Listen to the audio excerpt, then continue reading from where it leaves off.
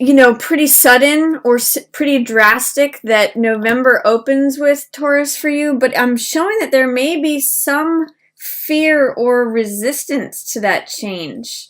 The first card that I'm getting out of the gate here is Tower in reverse.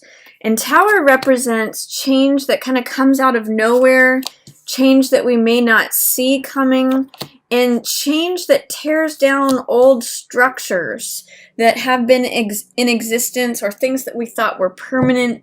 You can see Tower here is like the castle. It's made of stone. It's very stable. It's very well established. And that represents the established norm, the way things have been, the way things are, you know, governments, solid relationships, solid foundations, all of that. Lightning's coming in and striking Tower and causing it to catch fire and for everything to crumble. So I'm getting the image of Tower of Babel. You know, sometimes when you build too high, it crumbles down.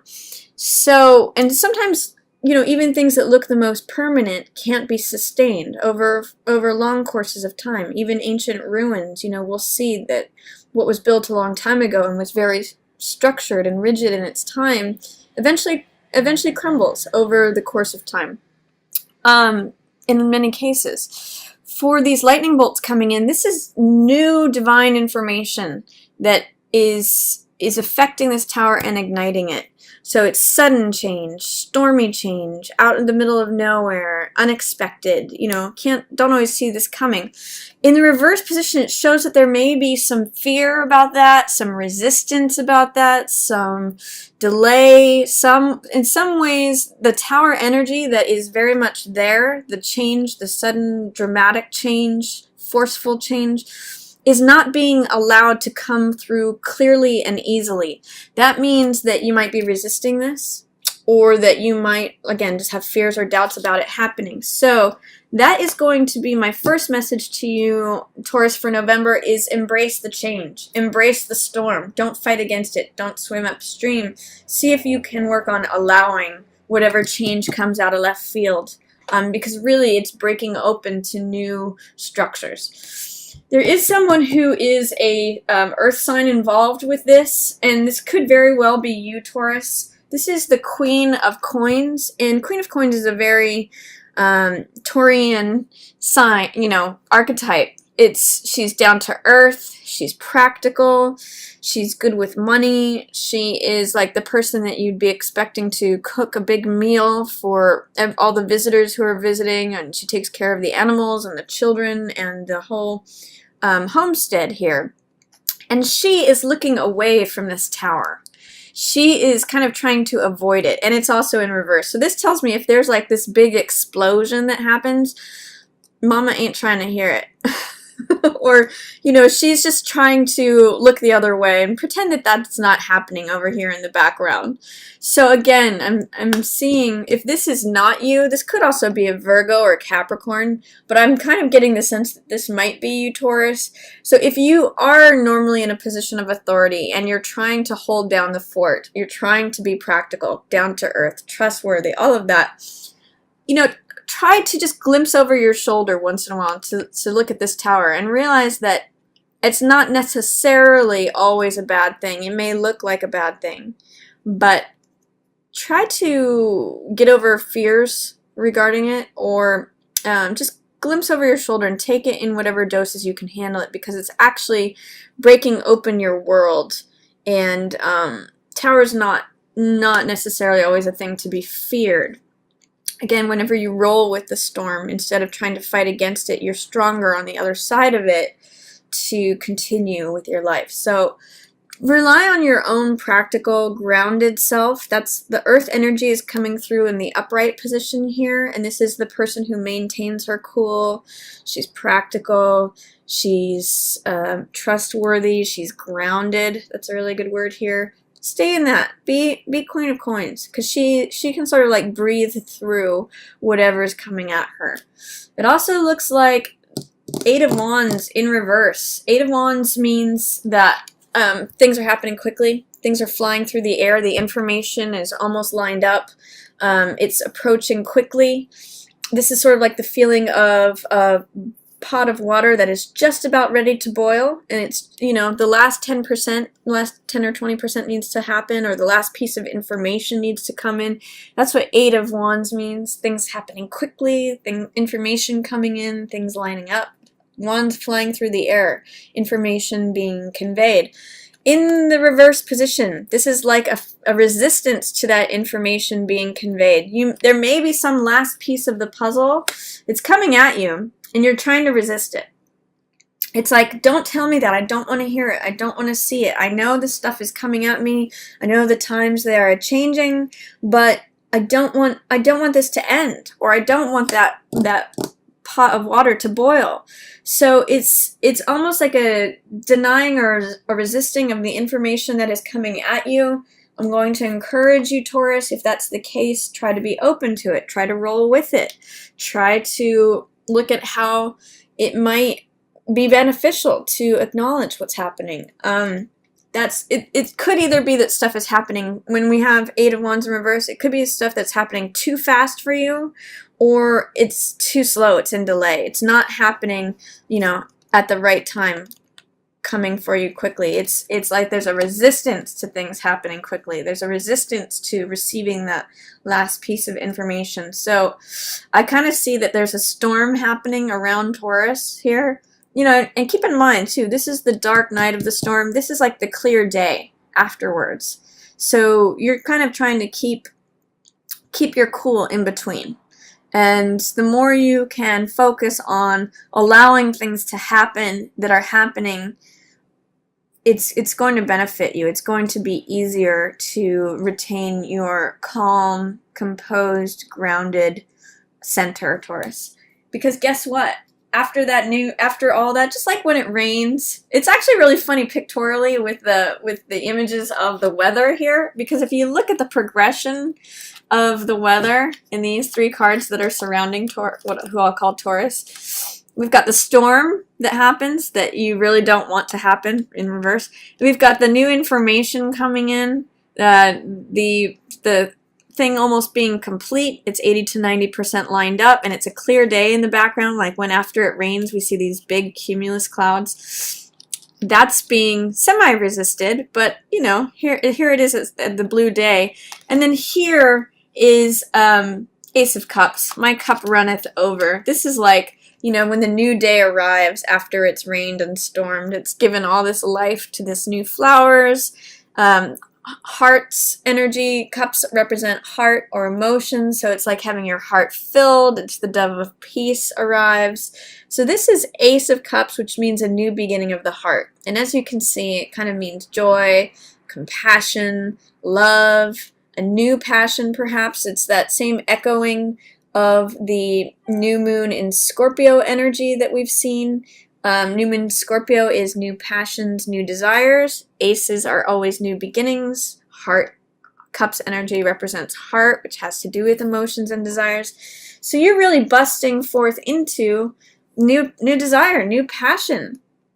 And for Taurus, this is regarding your relationships, because Taurus, that new moon in Scorpio just happened in your 7th house. House of partnerships. So there may be a new blooming in your relationships, or a desire for peace, a desire for passion, a desire for joy, compassion. The lotus represents enlightenment and compassion in the Buddhist tradition.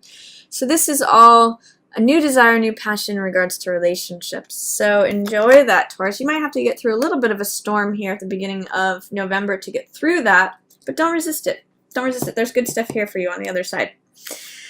It says, too, you may have to become like a child again, Taurus, in order to get there. You may have to drop feeling like the expert or the queen. If I look at who these two people are, I'll actually put them like this, because he follows her. is this person's the person who's the expert. She knows a lot, she's been through a lot, that's what gives her her experience and her wisdom and her knowledge, her composure. This one, the page, is the younger version of this person. So this could be male or female, but I look at it as like the younger version. This is who this person used to be, had to graduate through to become. This is the apprentice, the person who's studying and learning about coin energy for the first time.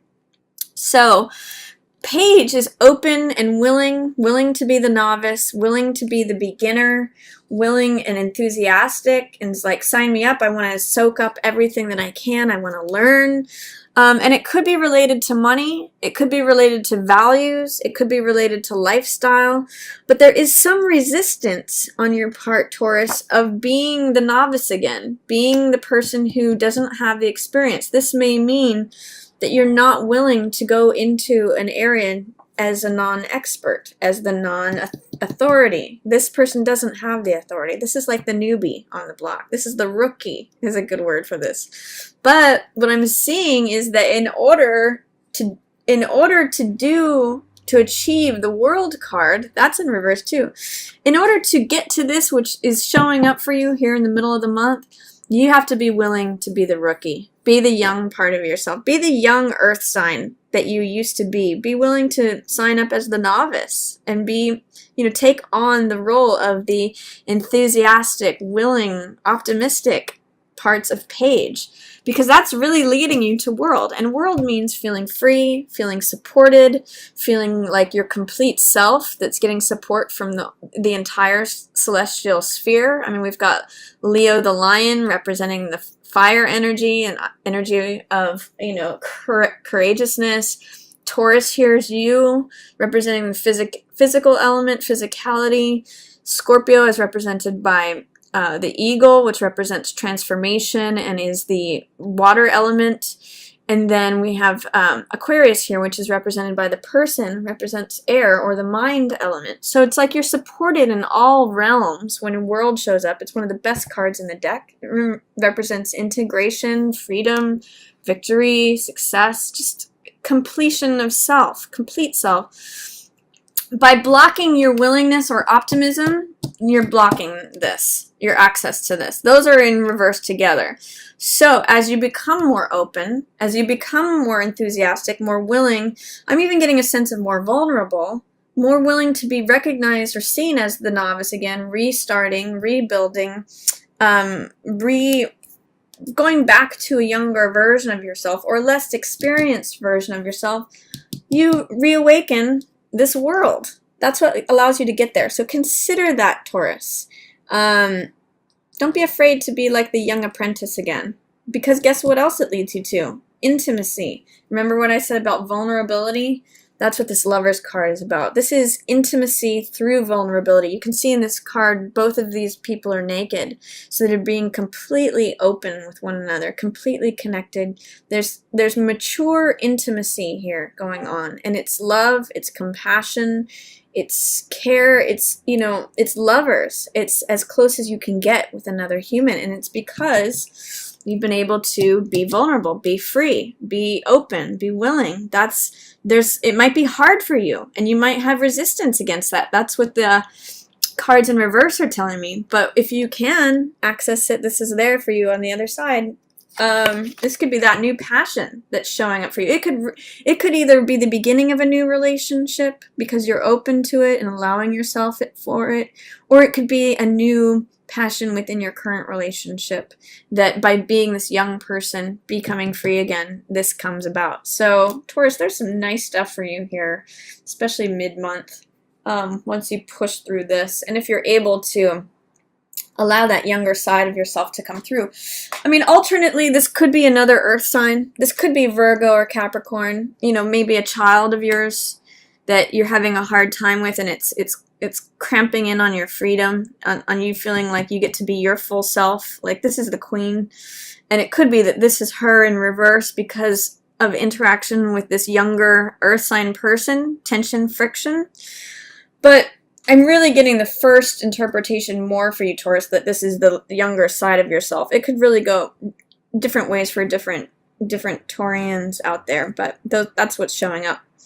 And then 2, I get, this is 2 of Wands in reverse. 2 of Wands has to do with personal power, courage, boldness. It's about a spiritual journey. In the card, it's like having the world in the palm of your hands, feeling like the world is yours. It's like the world is my oyster. And you do get help with this. This is your, I call it the Sherpa, but this is like when you're going on a mountain, mountain climbing, hiking Mount Everest or something. This is the person who carries stuff with you while you do your conquest, your travel, your exploration. I actually call it spiritual journey because it's, to me, this two of Wands is a spiritual card. Integrating self and other, working with someone else to achieve something. All the plans and actions, and fire represents activity and action. When this is in reverse, it kind of feels like the gears are grinding, or that maybe you're not working well with an employee, or not working, you're subsuming your own confidence and boldness and power. It could be within this relationship that you're feeling like you're giving it up, your own confidence, boldness, personal power, all of that because of this.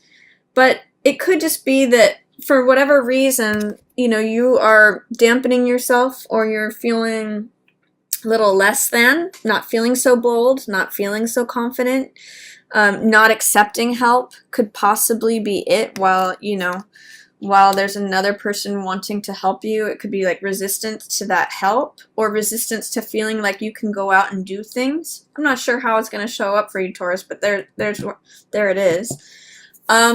And then interestingly, you do receive help. These cards are both kind of interesting together.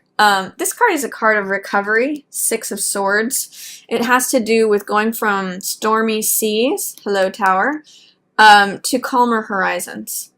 And it shows someone who's receiving help from someone else. Now, whether this is you helping someone, Taurus, or someone helping you, or you helping yourself, those are all possibilities. But interesting, I'll put it like this, interesting transition from 2 energy, two people, one here to help the other one, but not in focus. They're helping this person, maybe being resistant to it, to becoming open to help and achieving recovery through it. Healing is another great translation for 6 of Swords. It can sometimes, I've even heard it be called science. So it's healing, it's recovery, it's the application of knowledge and wisdom to take yourself from a troubled situation to a calmer one. And, that can often mean receiving help. So it looks like if you are resistant to receiving help, to going on this journey, by the time the later part of November rolls around, you may be more open to that. And this is a real channel of vulnerability, working with the effect of your world being turned upside down, maybe being more vulnerable, or accepting that you're a rookie or novice, that things are new, feel new again, that you don't necessarily have all the experience in this new situation, and maybe you are open to some help. So those are all possibilities going on there. I also see a air sign, 2 air signs in reverse, both Knight and Queen of Swords. So either of these cards could be directly air signs. So this could be Gemini, Libra, or Aquarius. And they're both in reverse. So they're not seeing things in the same way that you are, Taurus. These people are because they're air signs, they have to do with the mental element, mind people, in terms of thoughts, communication, ideas, knowledge, truth, wisdom. That's all air sign stuff. It's very mental energy. And normally, both Knight and Queen of Swords are advocates of the truth. And they can be very blunt. They can be very direct. It's actually both a strength and a liability in terms of they'll be very clear about what they think. However, in the reverse position, it's not necessarily in alignment with what you think, Taurus, and it's not necessarily to your benefit. So there could be a person who's in an authority position who is saying things that are very curt to you, Or if this is you, that you're interpreting you as both of these queens, you know, this could be you not in your own truth, not feeling like you have the right to say what you want to say or defend your truth, because that's what Queen of Swords does. Or these could be other people. I mean, again, this could be a Gemini man, a Libra man, Aquarius man. They're kind of on both sides of this Four of Cups. So it tells me that there may be some disagreement regarding Four of Cups issues. Now, Four of Cups has to do with someone checking out, emotionally especially. Cups represent the heart and emotion. And Three of Cups says, or rather Four of Cups says, these three cups are always here, they're always the same, they'll always be the same. I'm bored, I don't care, I checked out. I'm just looking at I'm just like navel gazing. I actually call this a Rip Van Winkle card, because he just like kind of falls half asleep, and he's kind of unaware of what's going on around him. He's just focused on the three cups, like, is this all there is?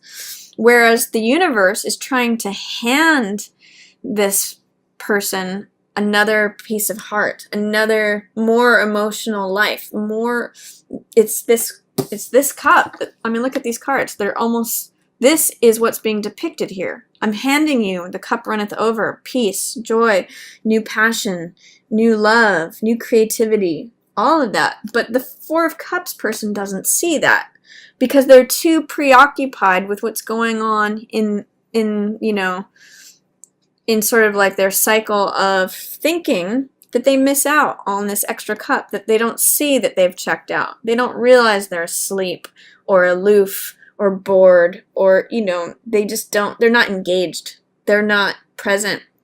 So I get the sense here, Taurus, that there is some fighting of ideologies. You know, Queen of Swords and Knight of Swords are usually on the same side. You know, this could even be mother-son, or it could be husband-wife, girlfriend-boyfriend. You know, any of those ways can translate, and they're usually on the side of the truth. But both of them are upside down right now, because over this issue of non-participation in some way, aloofness, non-engagement, not being willing to see the cup that's coming towards them. You know, someone is not seeing that love is coming at them. They're kind of ignoring it. They're kind of just checked out. So that's going on for you at the end of the month, Taurus. And I'm just going to say, receive help.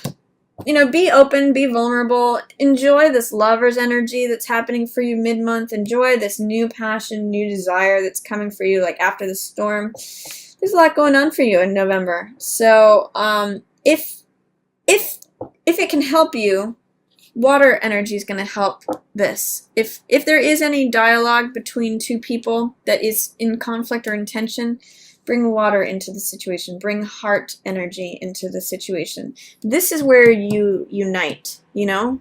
Don't do a standoff ideologically. Let heart energy fuel what's going on here. So that's my reading for you, Taurus, for November.